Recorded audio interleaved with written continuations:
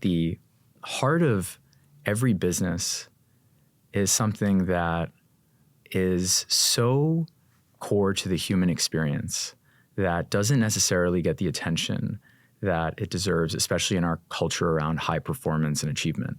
And that is the actual relationships that compose the fabric of every human institution, big or small, whether it's a company, whether it's a community center, whether it's a family. And so it felt like the moment for us is here to actually unpack what is it about relationships and relating that is both so fulfilling and meaningful for us as humans, but then at the same time can also be so triggering and painful. Yeah. And so today I wanted to invite us to unpack that, to understand how are we all conditioned really from a first principles perspective to understand how we got here as individuals, as a species, as co-founders, as men, as partners. How did we get here? And what are the implications that has on how we show up, not just with one another, but in all of our relationships? And I was having a conversation. So actually, before you say that, I just want to add in some underlining about the importance of us diving in and talking about relationships. Yeah. And why that's relevant with business. Because ultimately, all that a business is a vehicle for creating, transforming, and transferring value between one group of people to another. And within the group of people, creating and transferring the value from them to whoever their customers or users or consumers are, the collection of what's happening within a business is communication and collaboration of people, which happens within relationships. So you actually can't approach business or work and decide, I'm never going to think about relationships here. I'm never going to think about what relationships mean. I'm never going to think about what a good relationship is. I'm never going to think about what the needs or boundaries or expectations of relationships here should be. Because if you don't do that, you are creating inefficiencies and ineffectiveness within the dynamics of your business. And so not all aspects of all relationships relate to all businesses. Definitely not. Right? There are different kinds of relationships we have as humans. And every layer of understanding that we can unlock for ourselves about who we are as humans, who we are as individuals, and how and why we relate certain ways as humans and as individuals within our own lives gives us greater capacity for navigating through any realm of life in which we interact with other humans, especially business. So I want to take us on a little adventure. Let's go. You know, I love a good adventure. Yeah. And you started a big chunk of your career working with children. Yeah. And with educators. Yeah. And so that means that you got to see, on the one hand, how are kids forming relationships and how are they, feeling what that's like? And then how are the people who are playing a huge role in preparing these kids to enter into the world and into society, influencing that? So I want you to take us back to the beginning. Take us back to, it doesn't have to be your journey, but I really want to understand, what is a child going through when they pop out into this world and they start to become conscious and they see their parents, and how does that influence how they relate? You could use your own example and we can unpack that, but I want to start with Act 1, childhood. Yeah. So when I was 22, I was thrust into this position of supporting a bunch of parents in a low-income community where I was the only mental health professional they had real consistent access to. And suddenly that meant I was an authority. People were coming to me for questions that were heavy questions about how they should be raising their kids. Mm-hmm. And I knew some stuff because I had tenaciously been chasing down understandings about how humans are wired and psychology and behavior science. You know, I got a master's degree. I had been obsessed with this shit for years. And yet I had never been a parent. I'd worked with kids since I was 15 years old, but I struggled for a while trying to figure out, how am I supposed to approach this? So one of the things I always started with was by naming, I'm not coming in as an expert who is going to tell you how to parent. And I do the same thing when I was then working with clients as a therapist, or when we work with businesses now. I'm not coming in as an expert that's going to tell you exactly decisions that you should make. I have information and experiences that I'm bringing to the table. And then my job is to help you understand what you need through dialogue and conversation and exercises, and then to bring to the table things that I know as they seem interesting or relevant or useful, and then for us to explore that together. So I would also just name that at the beginning of this conversation. I'm going to offer a whole bunch of my ideas, and I have a ton because I've been researching this shit and thinking about it for a long time. And, you know, check in with your own body as you listen to this shit. And if something sounds like bullshit, great, explore that. I'm not telling you to just take what I say and run with it. Like, see what resonates and what doesn't. So you're asking about the experience of like being born as a baby and how that relates to relationships. So, you know me, it's hard for me to get into the story of what humans need today once they're born or anywhere else in their life without talking about our evolutionary history of what wired us to be the way that we are. And so it's something I find most people aren't given an explanation of. And when you have that explanation, suddenly who you are and how people show up around you starts to make a whole lot more sense. And so the first piece I would go into is Maslow's hierarchy of needs. And so for anyone that has never heard of it, there's this guy, Abraham Maslow, really famous psychologist decades ago. And there's this idea that you'll find in some education textbooks, and you'll find online on TikTok and Instagram, a lot of people will talk about, and there's a hierarchy of what you need in order to be well and be fulfilled. And it has an order to things, where at the bottom are things like food and water. And then as you move up, it becomes things like shelter and financial security, job satisfaction. And then at the top is self-actualization. And in the middle is love and belonging. But Abraham Maslow was a brilliant guy. And there are people who have gone deep into unpacking everything he ever said and wrote. There's a great book by Scott Barry Kaufman where he actually read his personal journals. You know what he found? Abraham Maslow never created a hierarchy. That was a few people after he died who tried to make his work a little bit more palatable and understandable. It's like what they did with Jesus. Say more about that. Well, when after Jesus died, Paul and the disciples did a lot of what was, putting together the Gospels and crafting a story that would be more palatable to the Roman, to the citizens of Rome and the Middle East.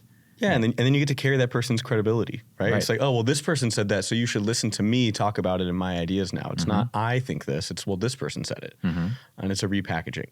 And we could go down a whole rabbit hole around religion and history of religions and impact. That's a different day. And that doesn't discount what Jesus did and put out there. Or what the work the disciples did afterwards. We could unpack that a different day. That's right. But the point there is that Maslow's hierarchy is wrong. Instead of it being a representation of how we're actually wired, it is a representation of the myths within our culture.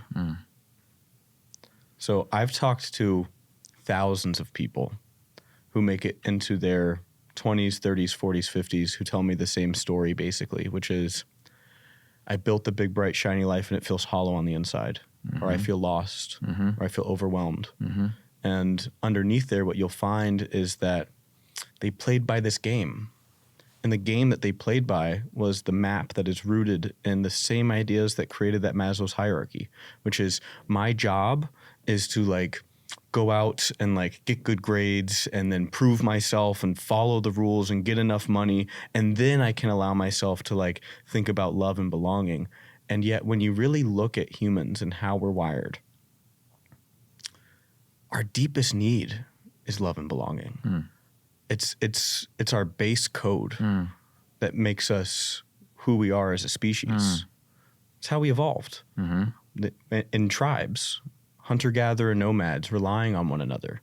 Otherwise, we would not have been able to survive, let alone multiply and come to dominate the planet.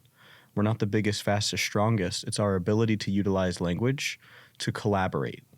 And so that's why when you take a baby and you put them down and you walk away, they're going to cry. No matter what big dangers are nearby, because that child's nervous system yearns for connection. And so there's a term that I use that you've heard before, is the relational regulation matrix. So we all have an identity. And your identity exists in your mind and is connected to your nervous system. And you really can't separate it from all of the experiences that you've had within your life, that we're all connected to and shaped by all of the relationships that we go through within our life. And so I sort of think about it as this like tapestry of the multidimensional multiverse, which is I exist as a segment within a matrix, which is what a matrix is. It's lines and segments. And so when we can accept that we don't actually ever exist as a fully independent individual, that we are unique and yet we are connected to others, it can kind of shift the way that we think about our life. And then you can start to ask, well, what am I most shaped by? What most supports who I think that I am? And if you dig into that question, what you'll find is I'll actually have people draw it out in circles, where at the center is your core. These are like your core people. So when a baby comes into the world, their primary caregiver becomes their attachment figure. And so this is research that has been done for the last few decades, all of the attachment research. And it came from first really like studying animals. There's this really horrifying study you can still find YouTube videos about, but they took these monkeys and they gave them like wire and cloth mothers. And these baby monkeys so desperately yearned for connection that they would take that wire and cloth mother and try to turn it into this caregiving creature to try to give themselves oxytocin, because they so desperately needed it. Because we actually, as beings, cannot process stress as an individual. That's not how we're structured. There's the idea of homeostasis, which is like stability as a biological instrument. And then there's this other idea that has come up in the last few decades in neuroscience called allostasis, which really, like, as humans, we have billions of cells. They're always changing and dancing and moving. And so we're never really stable. We have stability through movement, which is allostasis. And when I talked with Sue Carter, Dr. Sue Carter, I don't know, like a year ago, who's one of the earliest oxytocin researchers. She's married to Dr. Stephen Porges. And she said allostasis is bullshit. It's sociostasis. That we process and regulate stress within our bodies by relying on other bodies. So even just perceived access to another person. And so from the moment that we are born, we carry with us our relational regulation matrix, and it is being shaped throughout our life. And the structure of that relational regulation matrix impacts and influences the shape of our identity and our experience of reality. And the quality of those relationships changes our capacity for regulating stress, and so changes our experience of life. So I want to highlight one of the things that you said, which is that we come into this world and most of us walk around thinking that we're a separate, isolated individual that has a distinct boundary from others and from the world. And I was going to ask you, what are some of the distortions that we believe or buy into that in turn pull us away from this truth or this knowing that we're actually all super connected. And what you're saying is that at the base layer, when we start to see ourselves as separate, we're actually living in a way that's not true. Yes, exactly. So I don't think it's a bucket of distortions. I think they all root into one key distortion, which is I am not worthy of the love and belonging that I yearn for. And so I have to say that again. I am not worthy of the love and belonging that I yearn for. And so there is this whispering scarcity that most people walk around with that is pushing and pulling at them, urging them to take action and to plan and to ruminate about mistakes that they've made and to be analyzing things that they should be doing and actions they should be taking so that they can become worthy. And the problem with that is it's this weird sort of paradox, which is so many of the things that we do that turn us into these busyness creatures where we become hurried and frantic and anxious and unavailable for connection to others is rooted in this deep yearning to want to become worthy enough of connection. Where along the path do we start to feel like we're not worthy of that? When did we internalize that story? So it starts in infancy, right? So a baby comes into this world and they are observing and they are learning. And the primary way that they learn is through their nervous system interactions. And so a baby comes into this world and they are doing a few things. One is their mind is playing this like coherence game where it is absorbing everything that's going on and it's starting to sort of organize it. And for a while the baby's on this planet, they actually don't experience themselves to be separate from their parents. Mm-hmm. That for an infant up to a certain age, they're in their mother's arms. If you put something on the mother's face, they will actually wipe their own face because they experience the connection to be so deep. Because ultimately, after being born, that relational regulation matrix is the extension of the womb into afterbirth. Mm-hmm. And so until that child has gotten enough experiences where their body has developed enough and they're able to have enough capacity to really move around, and then they're able to see their own autonomy play out, where they're able to see evidence that they are an individual and independent person, they actually don't perceive separateness from their parent. And so they're like creating this coherent story of like what the hell is going on. They're like playing with the sense of autonomy and connection, right? And they're trying to take these cues from how do I get what I need within that? And so like, how do I get food when I'm hungry? When I need to be held, what do I do? How do I get like water? How do I get anything that I need? Because I'm fully dependent. And what starts to happen is there are misses that happen where a child needs something and they go ignored. And that becomes internalized with a story because pain eventually needs some sort of interpretation around it so it has a place to land, because that's how our mind works. And over time, those like misses can like heal very quickly and get recontextualized. But there are little things that start to accumulate, these traumas, as we all grow up. We all accumulate some form of trauma. Trauma is just a wound that occurs because stress has been so overwhelming we were not able to process it in the moment with these skills and resources we had access to. And so it could be a big earth-shattering awful thing, and it might be a continual small thing that continues to go on. And then there are these little ones that kind of happen throughout our life. And generally, a lot of those for infants, they can get healed naturally. But what starts to happen is our emotional regulation skills, our ability to feel emotions, doesn't develop naturally.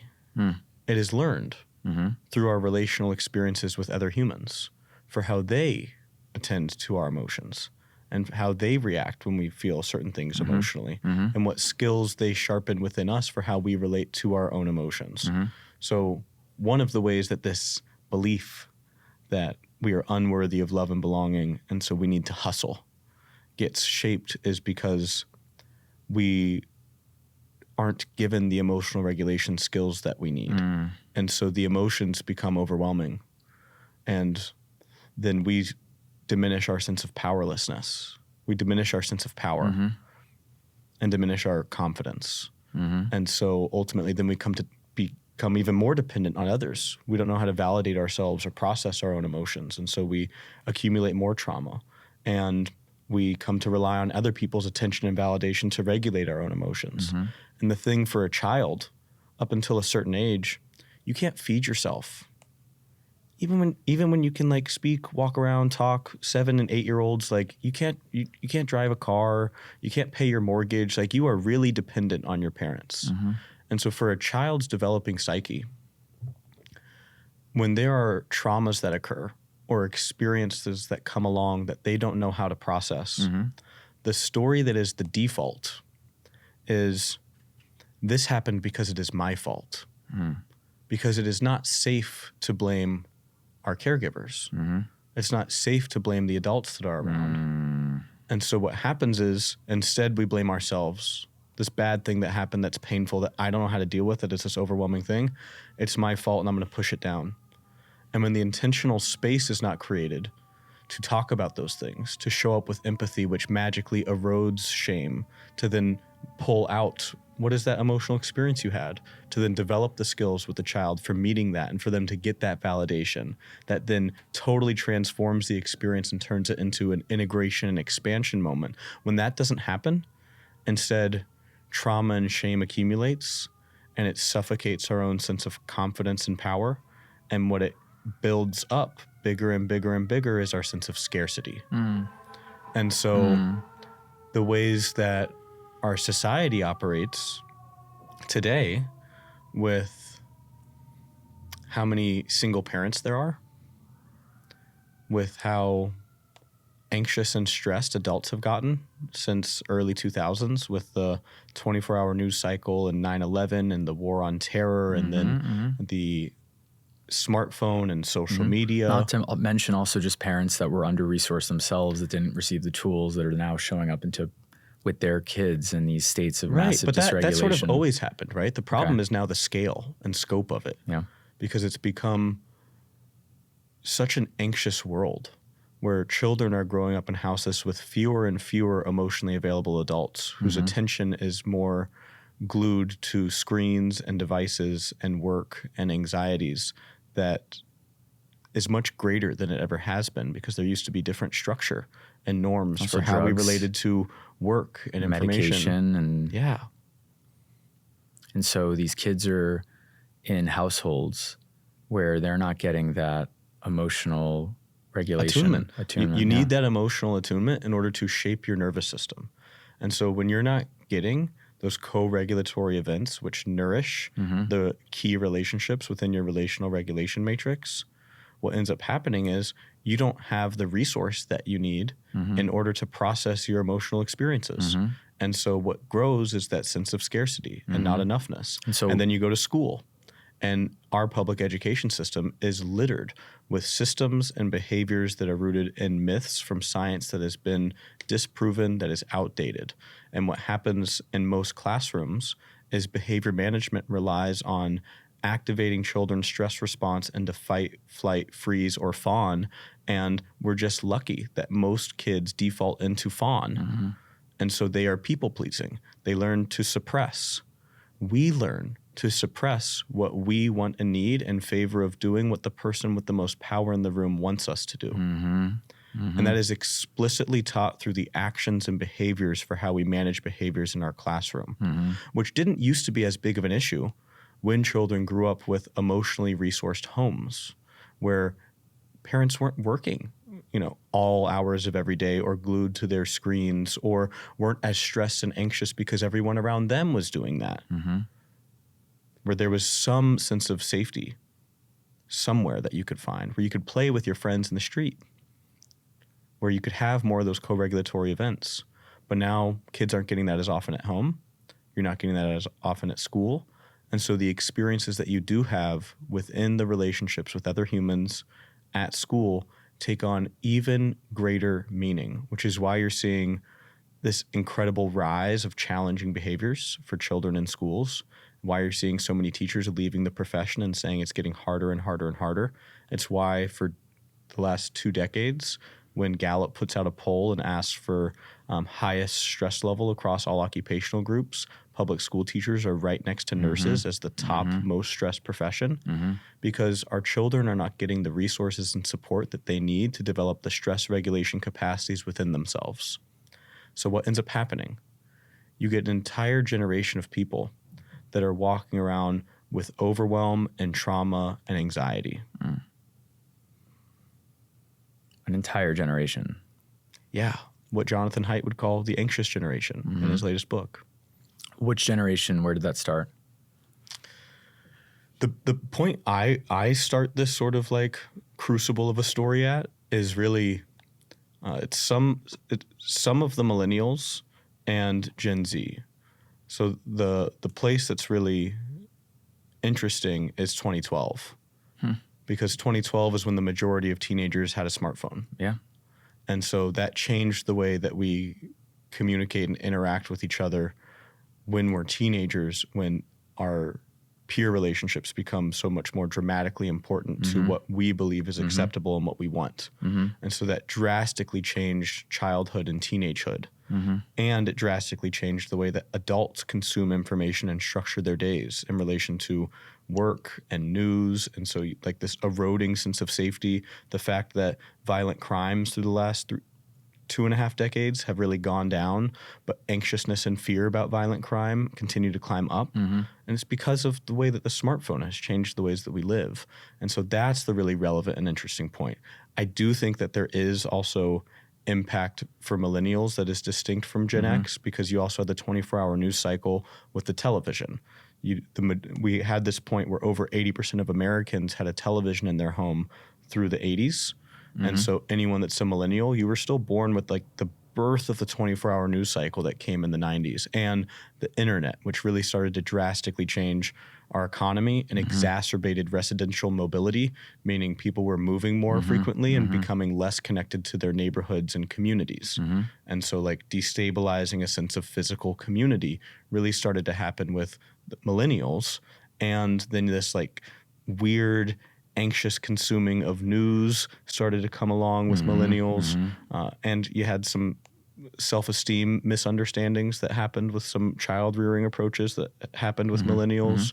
And then for Gen Z in 2012, we saw this huge impact with social media and smartphones.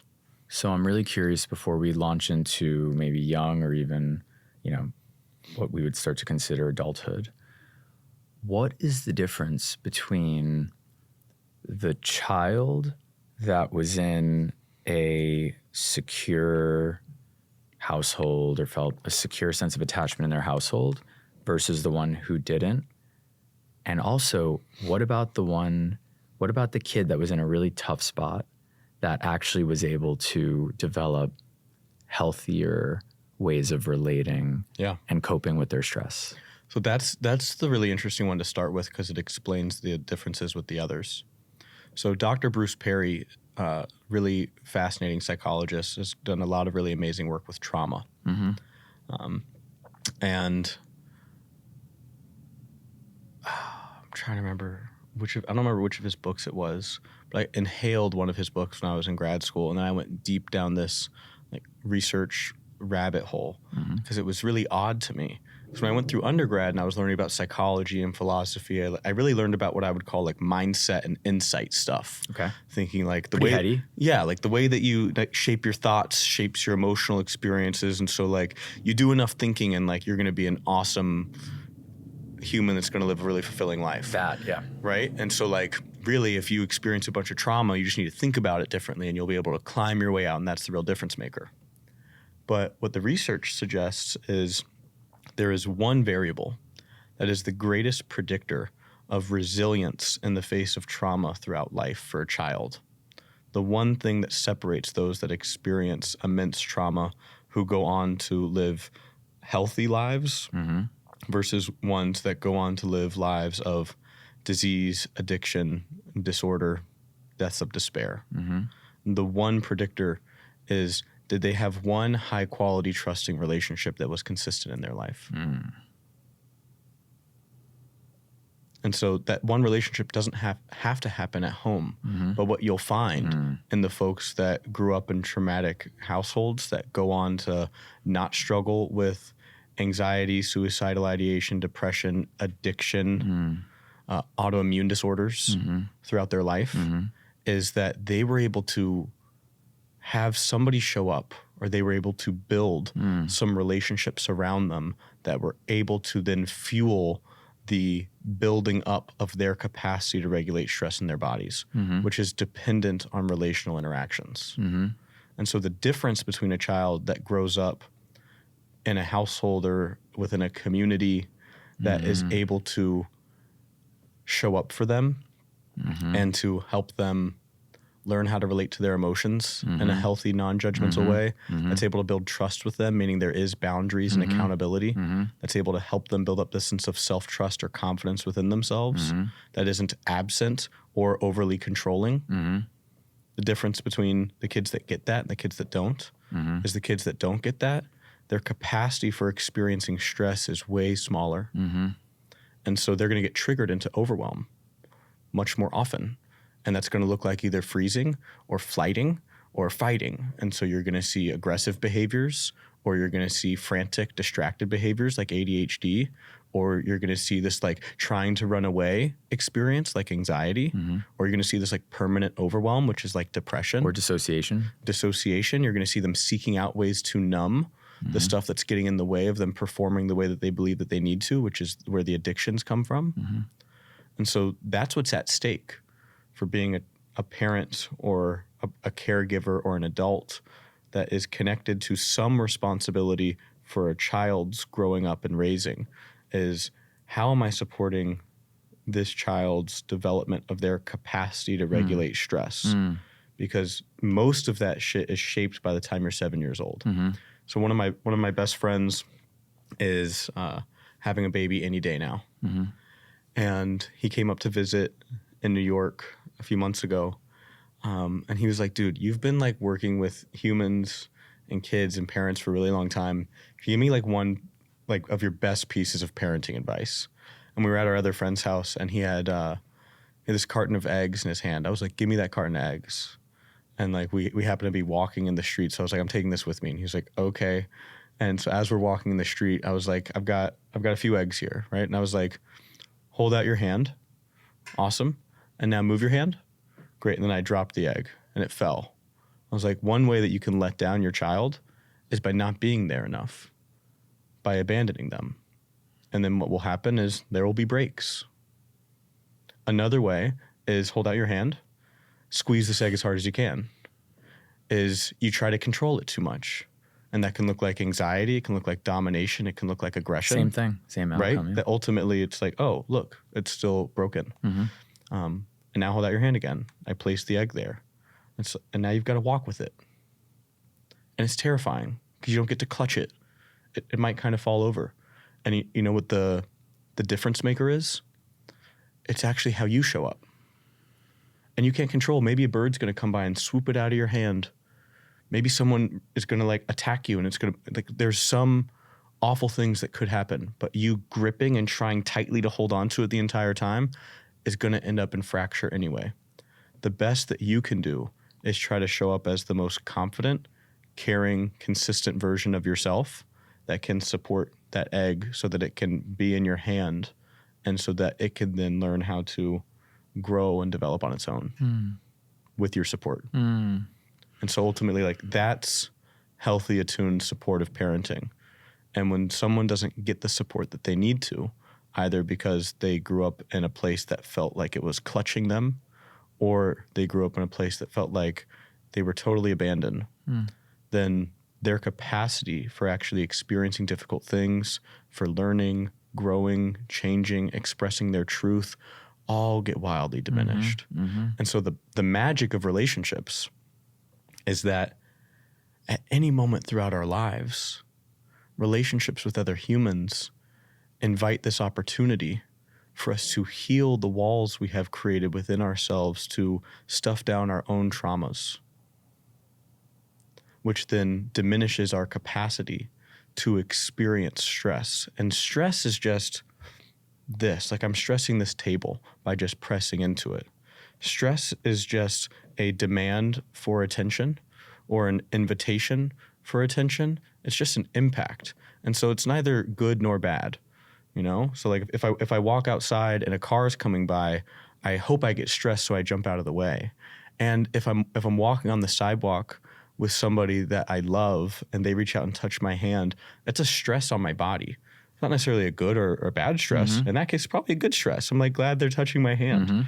And so that means when our capacity for regulating, you could say even regulating energy, when my capacity for regulating stress or energy gets wildly diminished, my life gets smaller. And so my life is less fulfilling. It's less bright. It feels more rigid. Less things seem possible. And the power of relationships is every single human interaction carries this opportunity to create either expansion or diminishment of a person's capacity. Because every single interaction is supporting a story about that person's perception of reality and their experience of themselves. And so if I show up in a way that is empathetic, empathy magically erodes shame, because shame is the belief that I am inherently unlovable. And if somebody saw these things about me, they would not care about me. And so when I communicate care for you, I disprove shame instantly, and it erodes. And shame is what locks our traumas in place. And so now you have the opportunity to touch some aspects within yourself that you can integrate, that you can experience, that you can feel. And then that expands your platform for other things that you can experience. And so now your life can get bigger. It can get brighter. It can get more fulfilling. And it doesn't matter what kind of relationship it is. That's the capacity every human being carries, the radical opportunity to transform somebody's perception of what their relation is to other humans, of what their worth is to other humans on this planet. Is through empathy. It's through empathy, through showing up, giving somebody care through your presence. I really relate to what you shared around how resilience is cultivated by having consistent people that you can rely on to be there for you and with you. Growing up, I was in I had a really unique childhood where my needs could not have always been met because my mom was taking care of my dad, and nobody had given her the skills necessarily. She was relatively, she did what she had to do. And what she did that I'm seeing now was a really powerful move. Was she almost like distributed or decentralized my socialization beyond our nuclear household. So I spent a lot of time at specific friends' houses, some more than others, some less than others, but it almost created, this matrix that you're talking about. And what was really unique about that situation was that me as a guest in someone else's home forced those parents to be more aware of how they were relating to me in front of their kids, because we all know that when there's a guest, we all become more aware of how we're showing up. Sure. And we also know that when it's just family, we can, familiarity breeds contempt. It's a lot easier to show up reactively. You fear that person's judgment less because there have been so many examples of goodwill and so much trust there that you don't feel like you need to be as manicured or walk so much on eggshells. Right. So like some more wild shit happens because you can be a little bit more free and loose with those people, assuming you have some of that trust there. Right. It's not true in all families, but for the most part, like whoever we consider our family, that tends to be the case. Right. Yeah. And so when I was in their houses, in a way, I was also a regulative dose for their household, where they brought their best in terms of how they showed up. They showed up more consciously, more aware, and more maturely.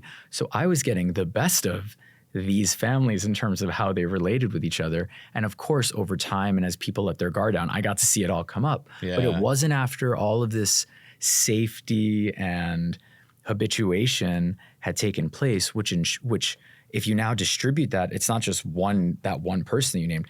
I had dozens of people that would show up consistently around me. And because they weren't my parents, there was this neutralizing of a lot of that volatility that you would get in a nuclear household. It makes a ton of sense. Oh yeah. And it probably helped you survive. 100%. 100%. It not only helped me survive, it not only helped me develop this level of resilience, but it actually created an anti-fragility, because it exposed me to so many different situations that when I would find myself in other environments that would be even foreign to what my friends would experience, I had so many different experiences to be able to pull from that allowed me to show up to those bright-eyed and open. And can I ask you a hard question? Of course. How would you name the wound that got created within you from your mom being busy and your dad being sick, and ultimately, although you had that distribution of care, the like core relationship of like your core primary caregiver not being available and consistently able to pour on the love that I'm sure as a kid you like yearned for? Well, the thing is that because my dad was sick, he was always there. Yeah. He was always home. He was always asking, how was your day? How was your test? How is this? How is that? And he always wanted to hear it. So I got this constant drip of attention from my dad. But because it wasn't this like healthy, vigorous man, I would, and also it was my dad. So I would just get annoyed. I'd be like, I don't want to talk about how my day was and how that was. So I actually got a lot of consistency there. My mom was also really attuned to me because she really cared. She really cared about my development. So it's not like I didn't necessarily have that. Yeah, and yet you named that your mom was busy and so there needed to be this distribution and decentralization.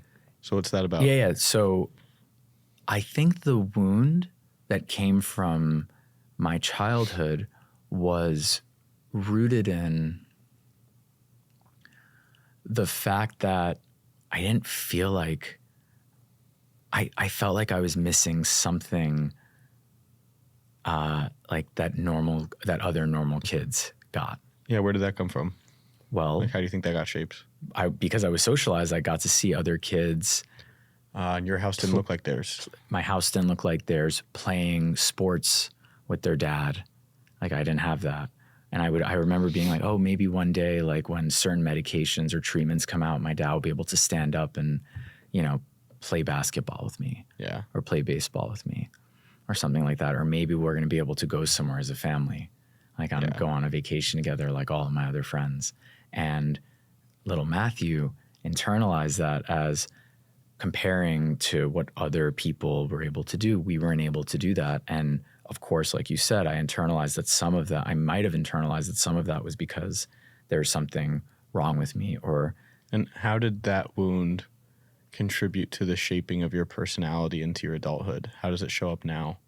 Or how has it shown up throughout your adulthood? Yeah, it's created. And I can name mine. It's just that this has come up, so I wanted to name it. And I can go out on a limb and assume that there was a wound there that I know then has contributed to how you've shown up as an adult, because I've talked to enough adults that I know for all of us, there is some sort of core wound there And I would name this when I worked with parents, which is, it is impossible to raise a child that will not have some wounds and frustrations and resentments about how you parented them. Of course. That's part of what comes with the game. Of course. Because there's no way to do it perfectly. And that can be beautiful. There's a way still to have a supportive and trusting and loving relationship where like that happens. And like those then get processed as an adulthood, but it's part of like our programming for our identity. So it's always really interesting to me. What is your experience of your infancy and childhood, and how did that impact the shaping of who you are? Yeah. It's so fascinating for every person. Yeah, there's two things that come up for me. One related to not feeling like I had a normal childhood. It created this desire and this dream to then in turn recreate or create those experiences for myself. And that I had to go out and travel. I had to go, like I wasn't able to travel as a kid growing up. So I had to go travel for 3 years straight and feel what that was like. And I wasn't just satisfied with necessarily being rooted. And of course, a pandemic helps give you a kick in the butt to say like, now's the time to go scratch that itch. Yeah. Which I did, but it also meant that there was like a lack of being just content and satisfied in the moment. The other thing is that my mom was under a ton of stress and overwhelm. I'm not gonna bury that. Like, so what she was dealing with in terms of taking care of my dad and devoting so much of her attention and that busyness, as we're saying, it's not just busyness, the emotional and regulatory toll that had on her nervous system. It's a huge tax on someone's nervous system to then impact their emotional capacity. Yeah. That ultimately, like, you've got to expend a ton of emotional capacity to be a caregiver for somebody. 100%. You're giving a lot of care. Giving a lot of care. And obviously, you know, similar to teachers, we see our caregivers and, you see the burnout rates and all of the things that they experience as a result of that. But I saw firsthand what happens when you have to care for somebody beyond what your own limits and boundaries are able to handle. And so and it's a very unsettling experience for a kid. Super unsettling. And then I internalized that myself. I internalized a story that, because it's not safe to blame them. Of course. Like, your psyche doesn't want to blame them. Your psyche wants to instead, okay, if I make it my fault, it's actually more safe than if it's their fault. Yeah. So then as I went into the world and I interacted with people, and whether it's customers or, business associates, I would often over-attune to their needs because I had learned that that's how you take care of people. Well, and it's how then you're able to get attention. Because ultimately, if I make myself useful to you and I take care of your needs, then you can have some space to care about mine. Right. So a lot of my own work in relationships has been learning how to actually own and honor my needs and then communicate that. And that can feel super uncomfortable for me. Yeah. And I know. I know. Yeah, tell me about it. And it's put me into binds whereby I feel so stressed and anxious holding that discomfort. And I've been learning really quickly that in the moments where I'm able to see that something's not actually sitting right with me, and I choose not to swallow it, but to actually speak it and to enact whatever has to happen from that, it feels so much better. Not in a way where I'm just discharging that or putting that on other people, but where I'm able to hold my ground and express myself. And it is still uncomfortable on the way out. And it's still uncomfortable after it's gone out there and it's landed. Yeah. But it's been a massive shift, and it feels a lot more healthy, sustainable, and just internally peaceful over the long run. Hell yeah. Well, a thing we kind of get wrong, and in particular, this becomes one of the biggest traps for that people-pleasing dynamic, falling into that fawn where, like, I'm going to prioritize other people's needs and care for them in order for them to then care about me because I'll be worthy enough. The trap there is in thinking we can be nice enough to people to manipulate them into relationship with us. And it's hard for people when they're in that dynamic to even be honest with themselves that that's what they're doing. Because you don't want to say the word manipulate. I'm not trying to manipulate. I'm just trying to, like, take care of them. But it can be this like slippery slope in this trap because ultimately no relationship exists without trust. If there's not trust, then it's not real. And trust breaks down into 7 behaviors, the braving behaviors that build 3 dimensions: authenticity, care, and competence. Competence. Do I believe that you're capable of doing whatever it is that I'm relying on you for in this relationship? Authenticity. Do I believe that you're real? Because if you're not real, I can't build a bridge to you because you're a hologram. The bridge can't just stand up from my island to this hologram. It needs another island to stand on. So if I start to build a bridge to you and you're not stable and real, I'm leading myself into the ocean. And so that's just destructive. I can't do that. So we're always scanning for, are you real or are you deceiving me? Are you somebody that might be a danger to me? So that authenticity is so important. And then care. Like, do I believe that you care about me? So what the danger is for the people-pleasing dynamic is it can be really easy to start relationships. But then over time, what starts to happen is little resentments with people that you're in relationship with will build because they find moments where you're not being real, or they don't perceive you to be expressing your truth. And then it becomes hard to trust you. And then it becomes them fighting to just pull your authenticity out of you.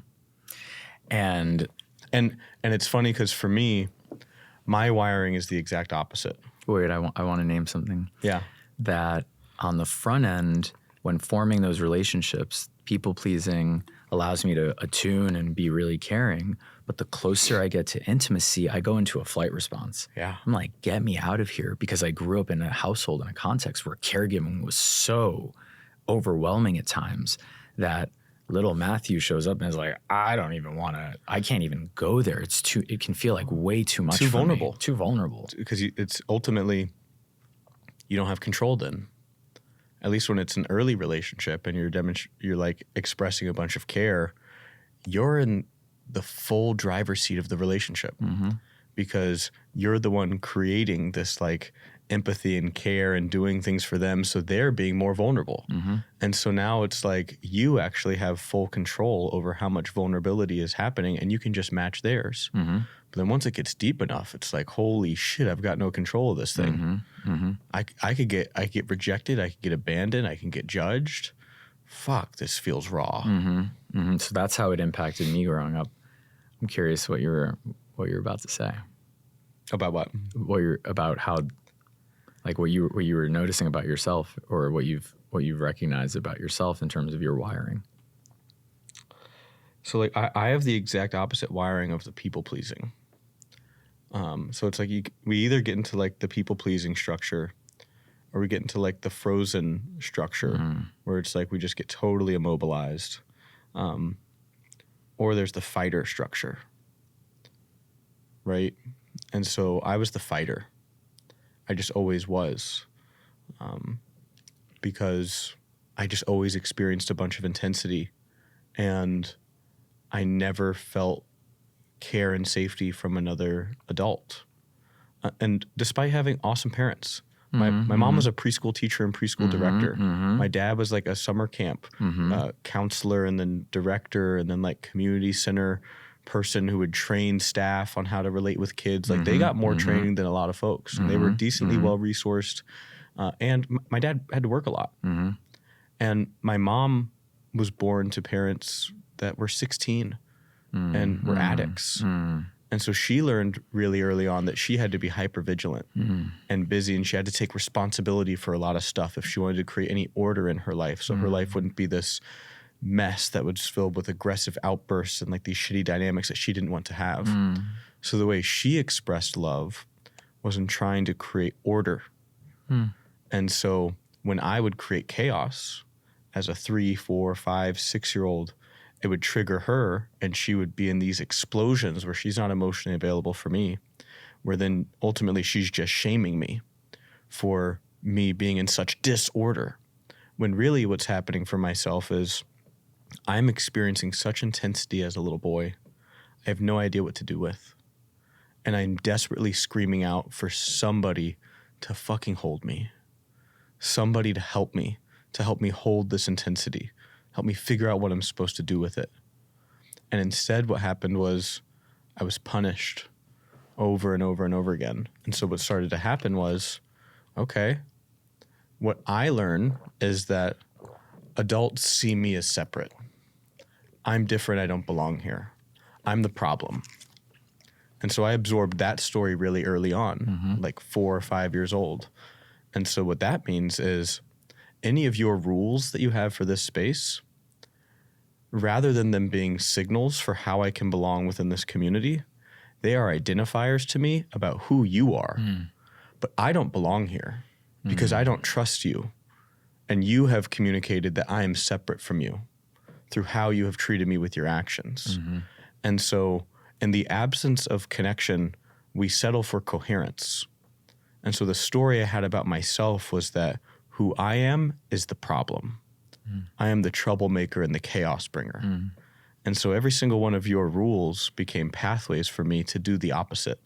So that when I felt intensity and I felt stress, I would break the rules so that I could feel safety, that I could be more connected to my story that I relied on. The only thing that allows us to expand beyond our stories that have been comfortable and rigid and reinforced, to then lean into the vulnerability and uncertainty of not being in control, is to have access to trust and connection. And so I didn't have that. And so I held tightly to my story, which was I'm separate. I am the chaos bringer. I am the troublemaker. And so I didn't trust anybody ever. What that meant was my emotional capacity was super small. I don't remember ever experiencing an emotion other than anger or numbness or like thrill and excitement, like an excitement that was so intense that I could actually focus and pay attention. So I would like always look for ways to like become a class clown, where I could get a little thrill of attention, where I could get a little dose of people looking at me, and I could get like what I would call like snack size of connection. It's the only thing I knew how to get access to. I didn't know how to actually create connection with people. So I became this like clown, troublemaker, thrill seeker. And that's who I was. And that became ingrained in me. That's how my nervous system then learned. That's how all my needs get met, for how I get any sort of sense of connection, any sense of safety because of coherence.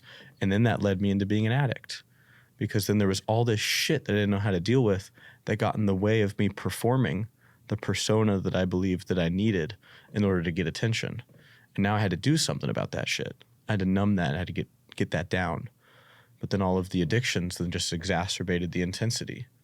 But at the core of my experience for a really long time was I'm the troublemaker who's not able to care about other people and is not able to be cared about.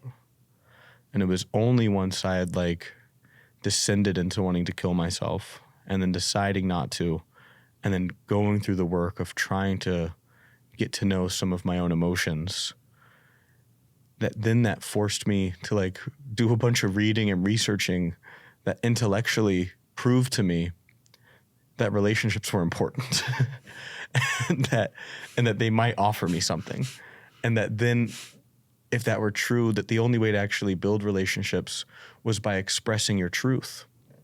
Within my body, lies and the truth didn't feel any different because I was so numb and overwhelmed. They didn't feel any different. I didn't carry any guilt for lying because I was so numb and overwhelmed. So I might as well tell the lie. It's going to be the more interesting story. That's going to then make the character I'm trying to portray look better so I can get my snack sizes of attention, which is how I became an amazing bullshitter. So just this idea of like, oh, try committing to being completely honest with people that you want to have any sort of relationship with, and watch what happens and see if that creates a different experience. And it did, while I was also for the first time really committing to being radically honest with myself about what I was experiencing. That authenticity was like that first commitment for me that I really unlocked, was like, okay, I grew up my whole life not knowing how to care about anyone else's needs, just sort of prioritizing my own and holding tightly to that and standing for it and fighting for it. And now I'm like learning to be honest with other people. And as I started to do that, I started to like get these little doses of like respect for other people I started to feel care for them. I started to feel cared by them. And then over time, it's like my authenticity and my care started to like expand.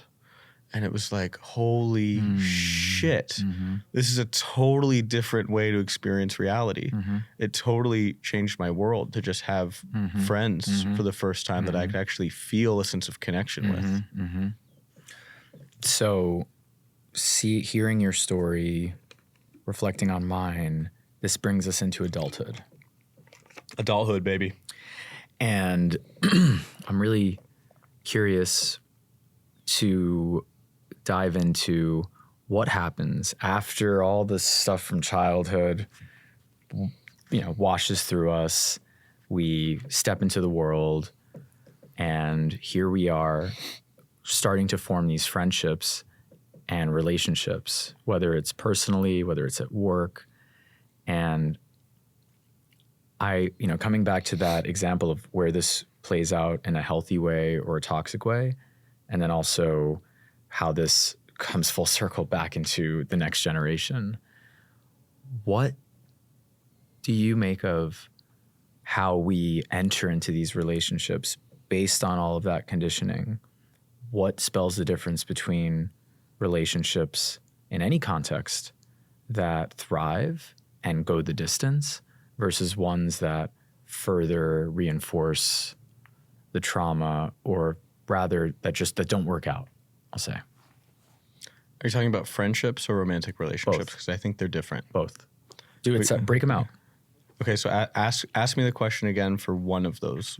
Let's start with romantic relationships. Okay, what about them? Because we're talking about parents, and there's a ton of intimacy there. And our friendships are usually not more intimate than our romantic relationships. Yep. So the question is, when we bring all of this, all of our trauma, all of our experiences, all of the healing that we've done or that we haven't done, how does that show up in our intimate romantic relationships? Yep. And then what did you see in your work with couples as a licensed therapist that marked the difference between relationships that succeeded versus those that failed? Yeah, okay, so those are good questions. So things that we walk into our romantic relationships with: our biology, our lived experiences, and our biographies that we write about those experiences, right? So a layer that's also important to bring into there is our story about what romantic relationships are. And so this is especially true for men. It's true for men and women in different ways, but particularly in this culture, the story that we have around identity for men and masculinity is that you don't talk about your emotions, your emotional needs. It makes you look weak. Very few men are actually told that explicitly, but I've worked with children, and I've known the parents of every single one of those children, and I've seen them in 5th grade hold hands with their guy friends and tell each other they love each other, and by 2nd grade, I can ask them differences between boys and girls, and they will say things like, boys don't talk about their feelings, they don't ask for help. And I know those kids' parents, and I know that those parents aren't walking around saying, don't you fucking talk about your feelings, you be a man. It's subtle through all of the messaging and stories for how the adults relate with each other, for how the adults relate to their kids, and all of the media that we have circling around. And so we all walk in with these stories. And so for men, our romantic relationships become this place that we allow ourselves to bring our emotions. And we make it sort of this only place, and that's dangerous, and it's a problem. What it ends up doing is it makes our partners too responsible for what our needs are. So that's one damaging, dangerous thing for men. So one thing that I see for relationships that are really successful is both people have some level of commitment that their emotional needs are their responsibility. The relationships that are the most toxic have the opposite belief, which is my emotional needs are the other person's responsibility and I do what I can, as opposed to my emotional needs are my responsibility and the other person does what they can. So that's one piece. For women, it becomes different because the story that so many women get is that their job is to be nice and look perfect without looking like they're trying too hard. And to be friendly and warm, particularly to men, because they might hurt you. And so the story that they end up getting is that you're not really as valuable as the men. The thing that's most valuable about you is how attractive you are on the outside. And so your job is to use that, to use your friendliness and to use your attraction to pull people in and to get them to keep you safe. And so that leads to all kinds of challenges and problems, because ultimately then that's still a manipulation. You're not able to express your truth, and then it can turn into this weird passive aggressiveness, and it just creates damage because there's not truth. And relationships aren't built on trust. They're made up of trust, but they're built with truth. And so that's the other piece for relationships that really work, is that there is a commitment to expressing and exploring truth together, whether that's made explicitly or not. They might say it like, I get to be my real self here, or like we really care about being honest with each other. But the ones that fail are the ones where somebody is going to their friends constantly or going to their therapist and talking about how they just don't feel like they can be themselves in this relationship. They just don't get me. So the other layer to name is like, when we're talking about success and failure, what are we talking about? And so a successful relationship is not one that lasts until you die. A successful relationship is one that expands who you are. Any relationship that I am in that through that relationship expands my experience of self and reality is a successful relationship, because it pulls more of my truth out of me. And so there's going to need to be trust there. Otherwise, that's not actually going to happen. Right? And that doesn't mean it needs to be for a lifetime. People change throughout our lives. And so sometimes what's meant is actually to like say goodbye or to change the boundaries or agreements of a relationship. Right. And if they're an expansive relationship, you're actually feeling into new parts of yourself, discovering new parts of yourself that ultimately might shift who you are and whether or not that relationship still even serves you or is what you need. Yeah. And the most loving thing might be to say, like, we're actually going to end this container of what this relationship looks like in this way. And it's not because I don't love you. It's not because I don't care about you, but because of the way that both of us are and who we are today and the lives that we want to live. It doesn't make sense to be in the level of closeness and to have the sort of dynamic that we have had. We need to restructure a different one. We need to break up. We need to end this. And so that's another piece of like successful versus failure. Great. I'm not talking about time. Yep. I'm talking about capacity for expanding one another. Right. So generally it's a mostly expansive relationship. There's commitment to truth. There is a responsibility of your own emotional experiences. And there's one that I've seen that really like, it was so odd and counterintuitive to me the first time I really came across it. But John and Julie Gottman are these relationship researchers. They're really famous for doing this study where they invite newly married couples into this like studio apartment and then like have these cameras and microphones on and then like track certain behaviors. And the question was, when we followed up with them years later, which relationships like were still healthy and going on and which ones had ended or become toxic. And then the ones that ended like or got toxic, what behaviors did they have in common early on? And the ones that were still going and were healthy, what behaviors did they have in common early on? And the greatest predictor of a healthy and thriving relationship was not how somebody showed up in times where support was needed, where someone was struggling and they needed support. That is important. The greatest indicator was actually, how did that person show up in moments of celebration? Because there is nothing more vulnerable than allowing ourselves to experience joy.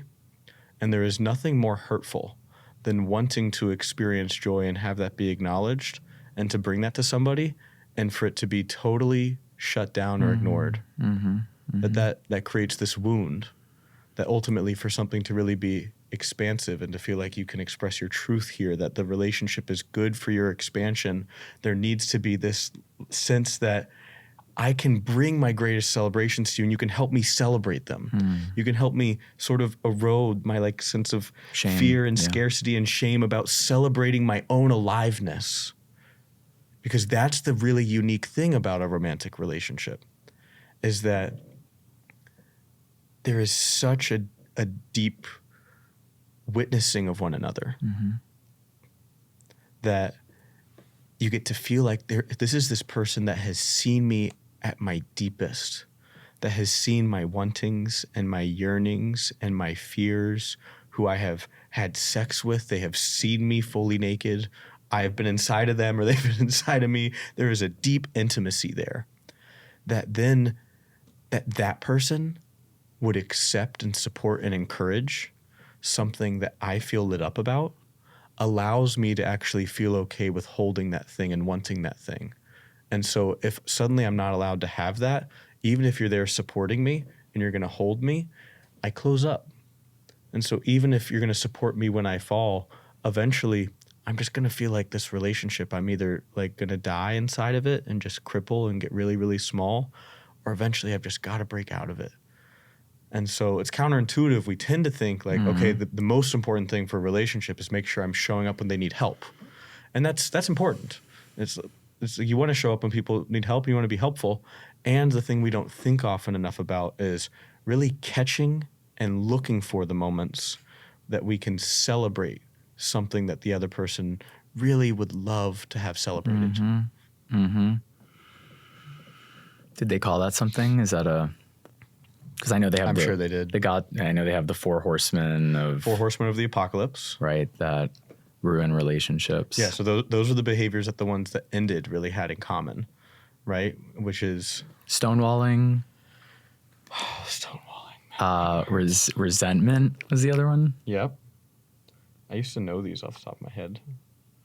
And when I used to work with couples, I would have them identify and score those within the first session, which is we all have a tendency towards these. And so put them in order for yourself, 1 through 4. And then let's check with your partner. Which one do they think is your top one? Which one do you think is your top one? And let's get really honest about those. And now let's like unpack, what are the impacts when you do that behavior? What does it do to the other person? And we don't need to defend ourselves. All we need to do is let's just surface that and name it. That's a dynamic that has been happening. And let's label that is the most damaging action that you can be doing. And it's... I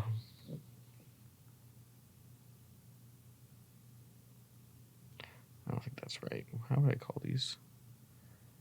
It's criticism, contempt, defensiveness, and stonewalling.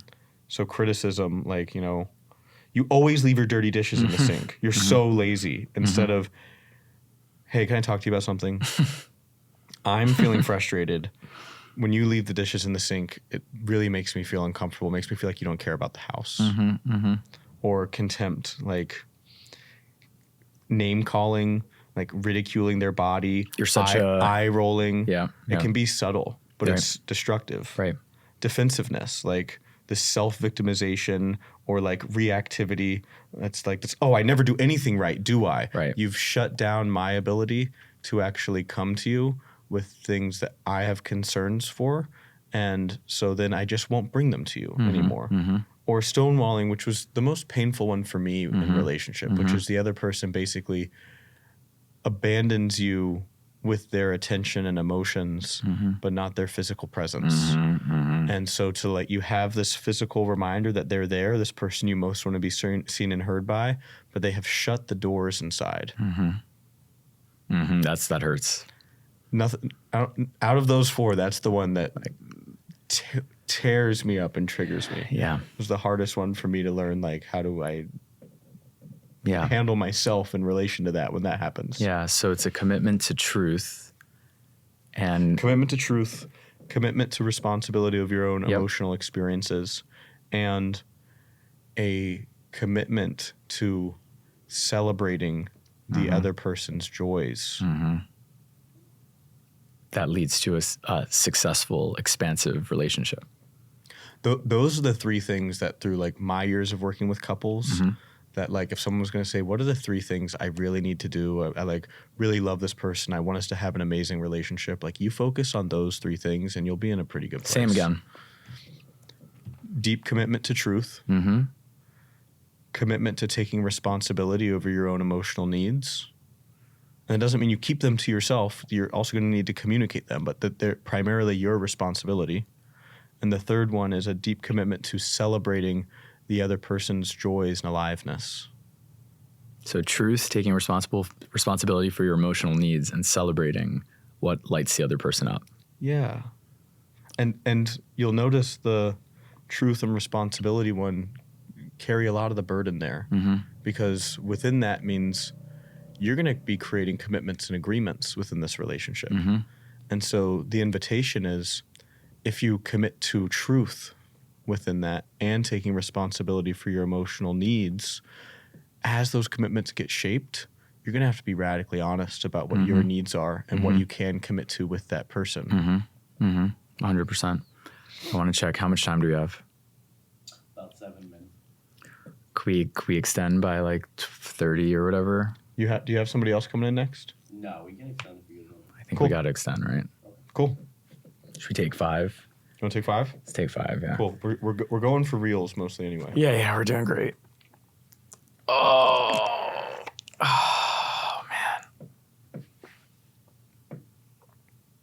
man. How you holding up? I'm doing. Damn. What? That was deep. Some of your greatest hits from the relationship buckets.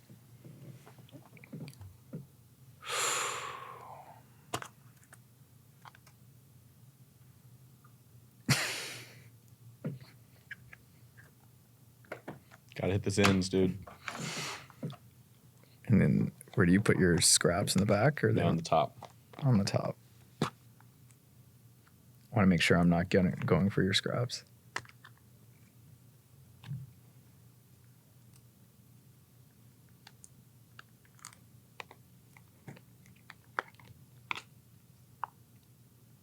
Wait, no. Oh, gross. You found some. That's the scrap part. Yeah, right. It is. No, I put the scrap in there. This Oh, is the got it, Yeah, got I'm it. like, all right, let's just shake it out a little. Shake it out, man. Oh my God. See if you can turn this into being more. I got the work stuff coming next. Well, and see if you can we can tap it into being even more raw, real, and playful. All right. It doesn't have to be so Aubrey Marcus. It can be a little bit more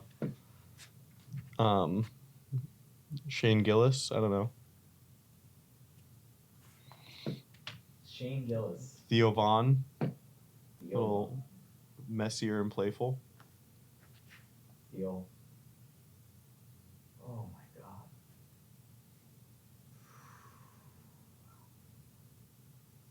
The studio's gonna be really nice in the winter. when it's not seen. Yeah. Yeah. I mean, technically, we could run it during and mix it out. How hard is it to do? Not crazy hard. Let's run it. Ready? All right, let's do it.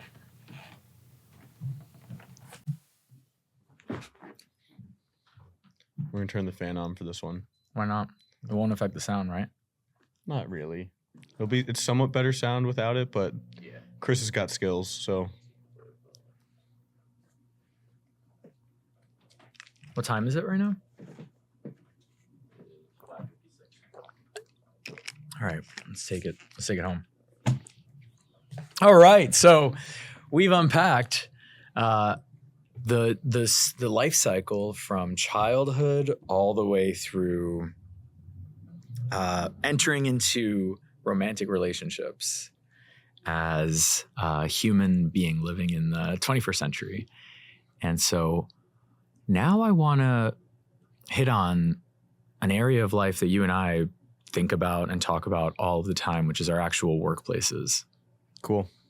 And it's becoming glaringly obvious to me that a lot of the ways that relationships become successful or fail also apply to our workplaces.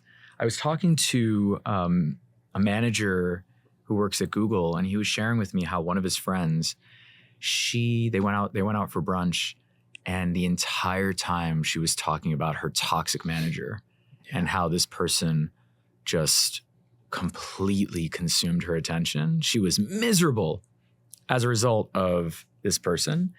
So much so that she basically crossed into the threshold of she stopped caring about her work and she was like, I'm just going to burn it all down.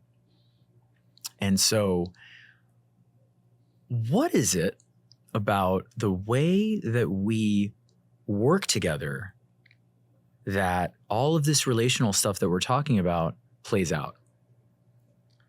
We grow up in a culture where we are not taught skills for regulating our own emotional experiences or addressing them and navigating them within relationships, with skills for listening to other people's experiences, expressing our truth or concerns, or navigating through conflict.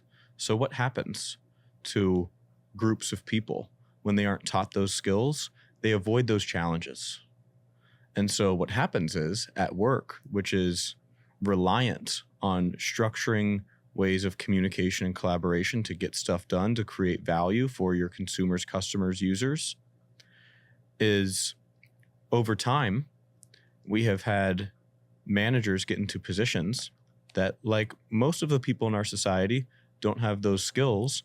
And so they rely on power over dynamics rather than power with or power to, which means the only way I can get you to do stuff is to dominate you, because I don't actually have skills for navigating through conflict or have confidence in my ability to actually like acknowledge something you're feeling and then continue to move along forward, or to know how to figure out what you care about and how to connect that to your work. The people that do, the amazing leaders that we look at and we say, holy shit, look at what they're able to accomplish. They have those skills and they're able to make transformative things that are next level, more elite than other people. They're able to harness what we've learned about behavior science and utilize those skills to motivate people to be more creative. You see that in places like Pixar, or you see that in some of the most elite sports teams. Those people utilize those skills, and yet we haven't disseminated that into every workplace because it's scary and it's hard and it's vulnerable. And most workplaces don't even know where to begin to up-level the manager's skills for being able to show up in that way. And so instead, what most managers get is they stumble along trying to learn how to manage based on how they have seen other people manage. And so you just see this continued tradition of managing a certain way that is reliant on dominating and having power over people. However, you have a generation, and millennials and even more so in Gen Z, that no longer are willing to operate that way, that are demanding some more respect and autonomy. And so there's this weird conflict happening within every workplace where managers' mode of operating is reliant on an old model that they have inherited without even being explicitly told, here's our philosophy of managing. It's just been absorbed by the behaviors that they have watched and what maybe mentors have said, this is what I've done in the past. But that way of operating does not meet the needs, demands, and desires of the current workforce. And so that's why there's this weird conflict where no one seems to be happy. The managers feel like their job is getting harder and they're frustrated. The workers feel like they don't get the support that they need from managers. And everyone is feeling like, you know what? I don't think I want to be a manager. I don't think I want a job that I have a manager.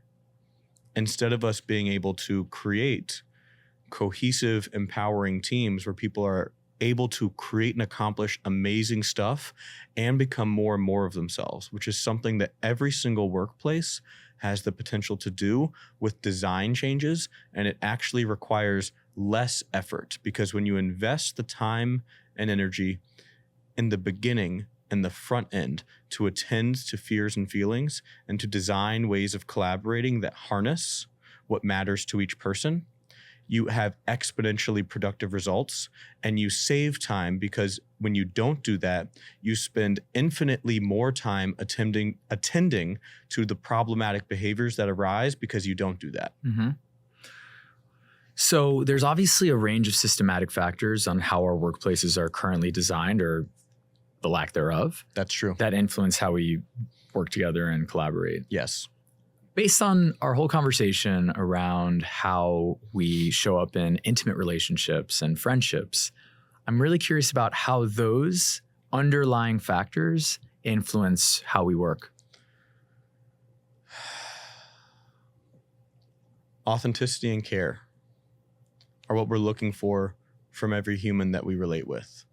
The less real you are, the less I believe that you care about me, and the less competent that I believe that you are and whatever I'm relying on you to be, the more distance I'm going to try and create from you. Right? And so at work, we want people to be willing to be vulnerable, because that is the only way that you will take the risks. That is the only way you will lean into learning, where you will make mistakes, where you will communicate when you need help, the things that have to happen when you are in a high-performing team that has to get a bunch of stuff done. But vulnerability is equivalent to the trust that I perceive the vulnerability will be received by. So vulnerability doesn't mean we create workplaces where everyone is walking around talking about what they're feeling at all times. It means that people are able to accept uncertainty, risk, and emotional exposure. And so that's what trust allows. The problem is, when we grow up in a culture with adults who are raising children who don't have the emotional capacity to attune to them and don't develop emotional regulation skills with those children capacity for experiencing emotions, stress, energy within their bodies shrinks, and they go through schools that teach them to suppress what they're experiencing rather than express what they're experiencing, and they suppress it in favor of doing what the person with the most power in the room wants them to do.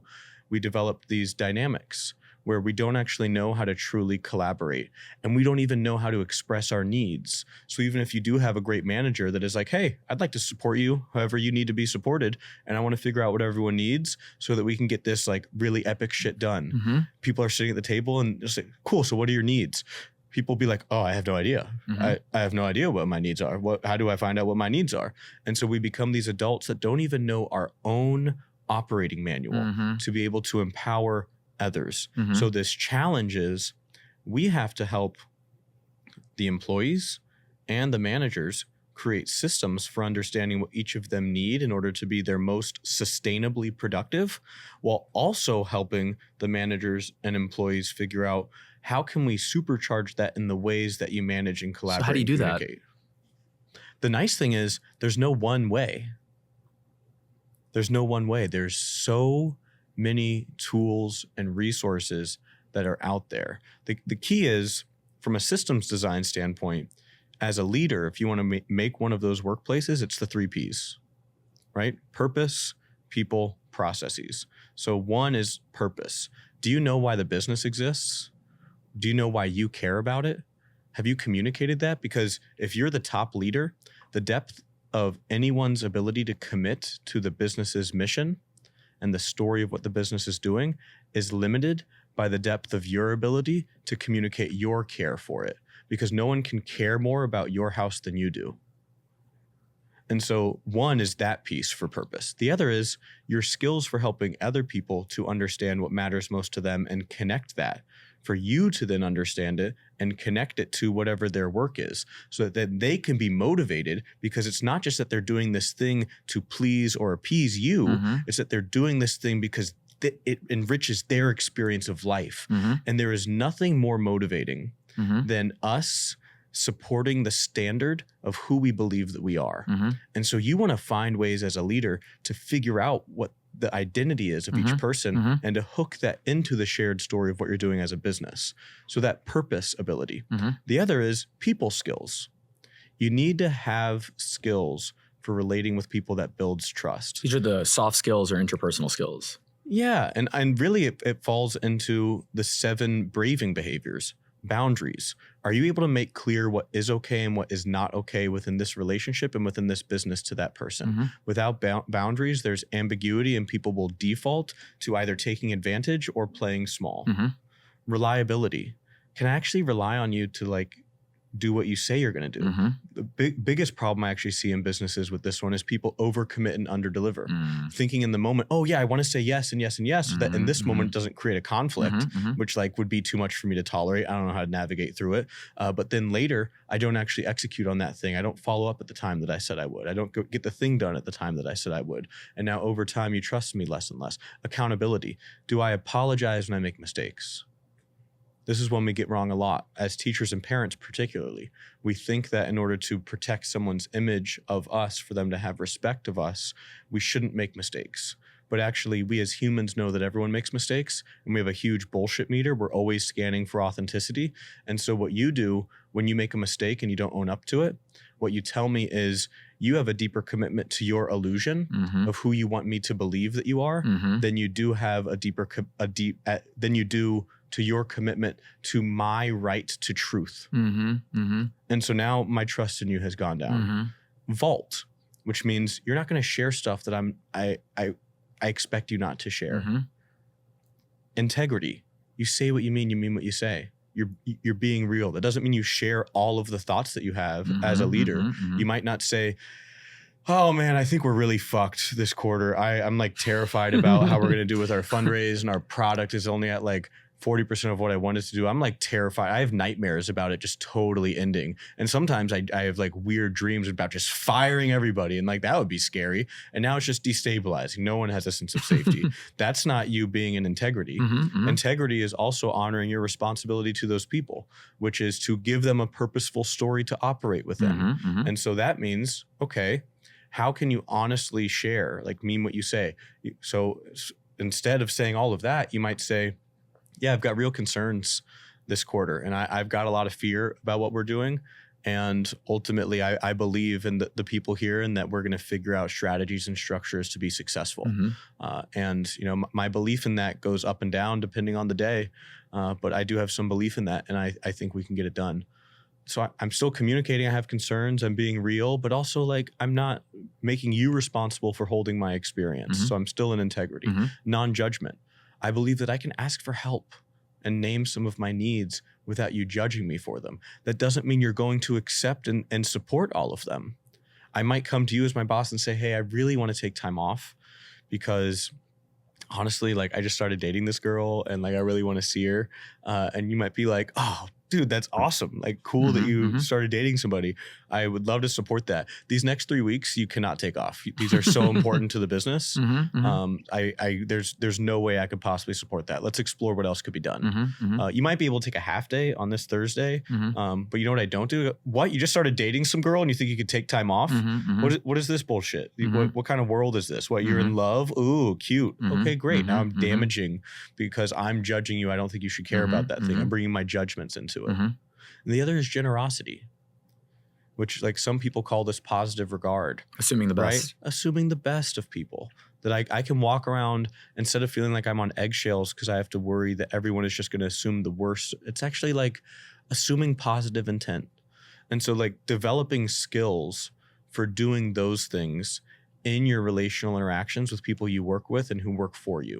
That's the people skills bucket. And then what that does is now people have a purposeful story. They can have a sense of hope. They know why they're here. And motivation. They know why they're here. Right. They have a sense of hope for the progress that could happen with the business. They can access motivation for themselves. And there's trust. There's a place for that hope to live. They can actually show up and then lean into the vulnerability required to make progress happen. And then comes this piece of sustainability. Because no car can last if you keep your foot glued to the accelerator. You have to create processes that allow for sprints and for regeneration. And so structuring the way that work gets done in ways that support the stuff you need to get done, as well as the well-being needs of the people that work there. And that's unique. You have to figure out what those needs are and what resources you guys have to be able to develop and build that kind of structure. And you don't have to figure it out on your own. One of the most powerful things, ways that actually build trust and display values of an organization, is to have those conversations in one-on-ones and in group dynamics, which is, what do we need here? Here's our goals for the quarter. Here are OKRs. And here are our goals for this team. And in our one-on-ones, I want you to talk about your quarter and things that you think you're going to need. And I'm going to ask you consistently what you need from me, what else you need from other people on the team that could help you work better. And my expectation is that you're going to be honest with me. And I've done my work to make sure that I'm showing up and building trust with you. That's not something I suggest you say to them. I suggest you actually you say that for yourself, that you're actually committed to that. So then they can be honest with you about what you need so that you can build those processes. Otherwise, you're going to burn people out. Right. And they're going to start quiet quitting. There's going to be this mass resignation, or they're going to just not be able to give you their all. You're going to burn through people, and it's going to undermine your efficiency. So it's really simple, but it's hard. It's those three pieces are what create an empowering culture. And that's what an empowering leader enacts. So you have purpose in terms of where you're going. the people are set up to work well. Your people are set up well to work together and to communicate in ways that promote honesty, creativity, vulnerability. And then you set up the processes that enact that in a way that doesn't necessarily require you to have to like exhaust all of your attention to ensure that those things happen. Yeah, and not because you want to create a fluffy eggshell walky place. It's because you actually want to have the most dominating sort of workforce you possibly could. You want to have the highest performing workplace you possibly could. And so that means you need to be just as strategic about exerting massive, ridiculous productivity as you do regeneration. You need to be strategic about your rest and recovery just as much as you are about exerting high performance. What have you seen in terms of how our work can actually improve our relationships outside of work? In our modern world, loneliness has been skyrocketing through the last 2 decades. There is one predictor that is the greatest predictor of health, happiness, and health span. So the amount of years that you are healthy throughout your life. And it's not how often you drink, how often you smoke, how often you exercise, or what foods you eat. It's the quality of your relationships. And that's not a spiritual woo-woo thing. That is the longest standing study ever done, studying 4 generations of people, started by this group at Harvard decades ago. That's what they found, and that study is ongoing. Several books written by all of the directors that have come across, that is instantiated. It is just as established as anything scientifically is. And so what that means is our greatest need is to access belonging. And we have the least amount of people, the least percentage of people accessing that on the planet than we ever have. And so when I don't access that belonging and I have that loneliness, my capacity for experiencing stress shrinks. So guess what? The potential hours you have of getting high quality work out of me gets smaller. So as a strategic advantage for getting the most out of your people, it serves you to build a trusting workplace where people can access a sense of belonging. And it serves their well-being. It's good for the business and it's good for the person. That doesn't mean it needs to be the place where they feel the most safe and they get the greatest amount of connection, but having some sense of belonging allows their capacity for navigating through their reality to be a little brighter, allows them to not be overwhelmed with loneliness. The other piece is when you look at college-aged kids and studies that have looked at their sense of purpose through the last 3 decades also has been plummeting. So you have these people that are going around, most of our everyday workers are desperately lonely and lacking any sense of purpose. Work is about transferring, creating, and transforming value from one group of people to another. There is always a purpose there. You are creating some sort of contribution to other people.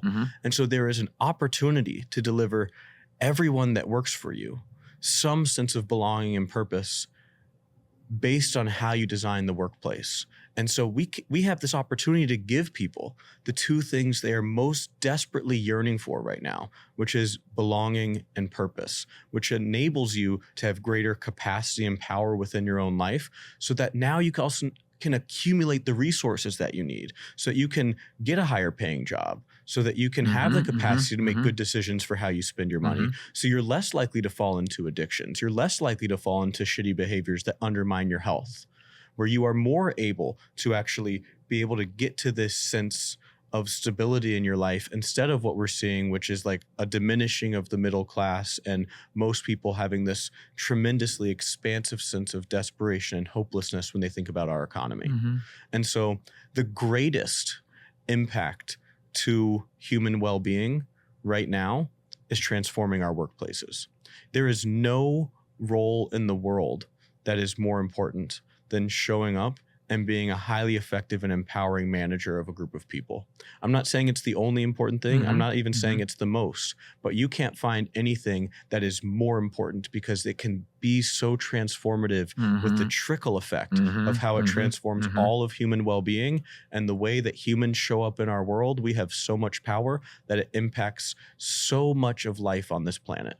And so you really want to change the world, change the way that you relate with the people you work with.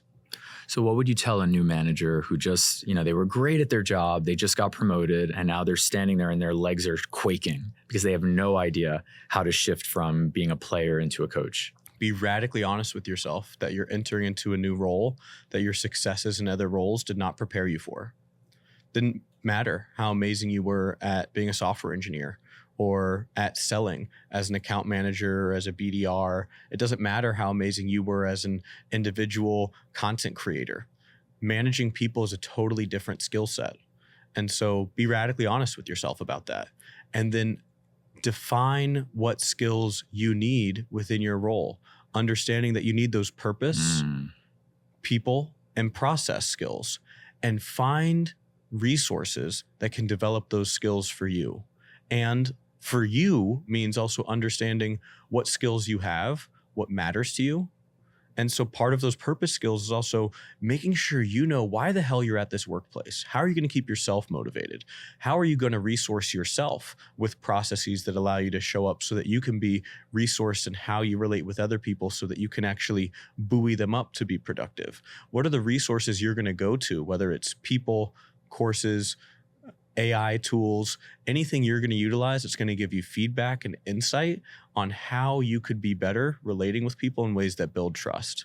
You do those things and you get exponentially better and you invest some effort in that. The sad reality is you're going to become one of the best managers on the planet very quickly because so few managers actually invest continually in being able to sharpen those skills because there's such few resources telling managers that they need to and then supporting them in getting those resources. Right. And there's a lot of managers that they don't even know where to start and where to turn, even if you tell them like, go get these resources. Yeah. What about the people who are responsible for developing these managers, whether they're in a people role or they're the executives and leaders of a company? What would you tell them? Get help. Get help at developing your skills for helping the people below you. Meaning somebody's a new manager and you're responsible for them. It's your job to figure out what skills they need and what support they need in order to develop those skills. And based on the thousands of conversations I've had, most of the people responsible for those managers don't know what that looks like. And so you need to get help, whether it's a coach, whether it's a mentor, whether it's consultants, whether it's a tool like ours. You need to get help so that you can be most helpful, and it's urgent. Because the moment somebody becomes a new manager and they're enacting into that new role, they are instantiating behaviors. And it is much harder to unlearn a behavior than to learn a new one. And so it gets harder and harder the longer that you wait to really start supporting somebody's skill development. Because when you start a new role, there's this huge opportunity. It's fresh soil. But if you wait to actually develop your skills for then coming in and supporting that person's development, it gets harder and harder the longer you wait. My last question, which is, I think it was Pusha T who says that a boss's job is to make more bosses. Hell yeah. For the bosses who are listening and are thinking about what's the one thing that they can do tomorrow when they're sitting there with their team and they want to cultivate that person into that boss, what would you tell them?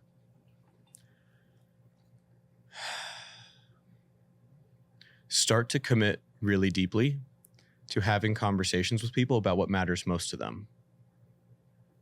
Most managers that I talk to, when they come to me with some sort of problem, eventually I'll ask them, tell me about the people on your team.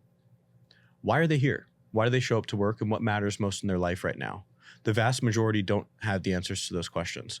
How could you possibly be relating with somebody in ways that's maximizing their motivation and making them feel supported and creating progress for the business if you don't know what kind of fuel that person runs on? You're just guessing. You're just hoping that like whatever you're going to pour in there is going to make that car go. So you have to understand the engines of each of your people. And so understand that the higher up the ladder you go, the more visibility you need to have of how many people, what their engines are.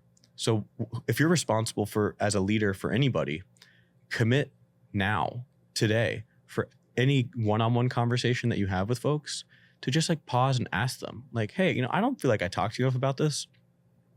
I'm really just curious because I think it helps me to understand, the people that I support and the people that work here, the people that work for me, like why the hell they're here. Like what would you say matters most in your life right now? And listen to it.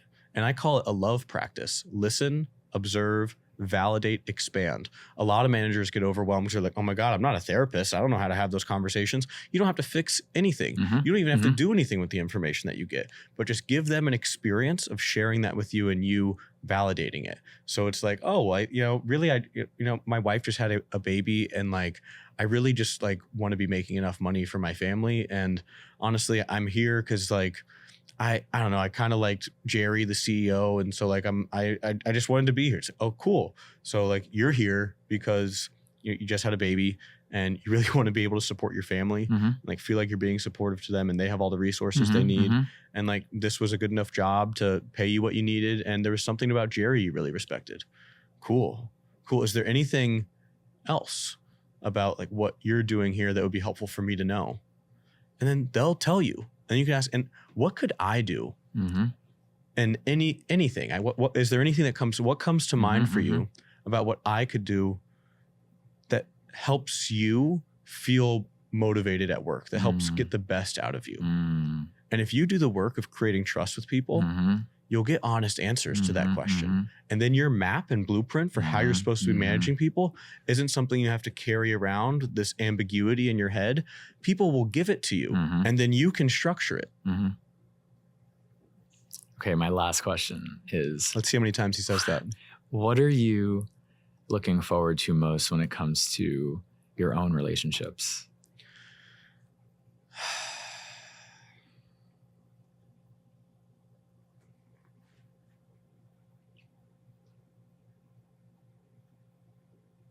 With everything that you know and everything that you've put into practice, that you've seen with everyone that you're working with, now when we bring it back to yourself, Matt Schenker, what do you want to do? How do you want to show up in relationships? And what are you most excited about expanding into? My favorite thing about my life is the people that I have in it. And the thing that I'm most proud of are the moments that I have shown up with people that I care about that have expanded who they are.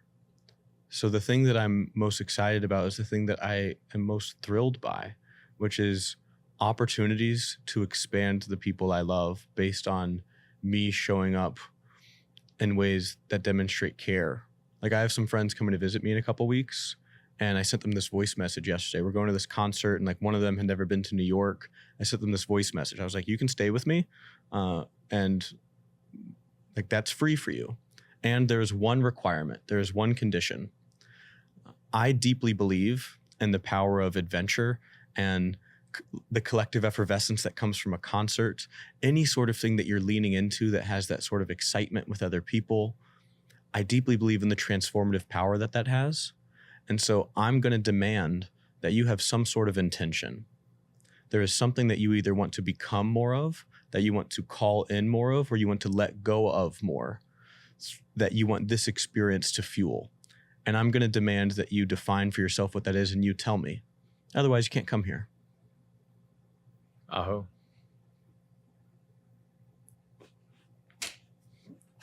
Boom. Bam. Thank you.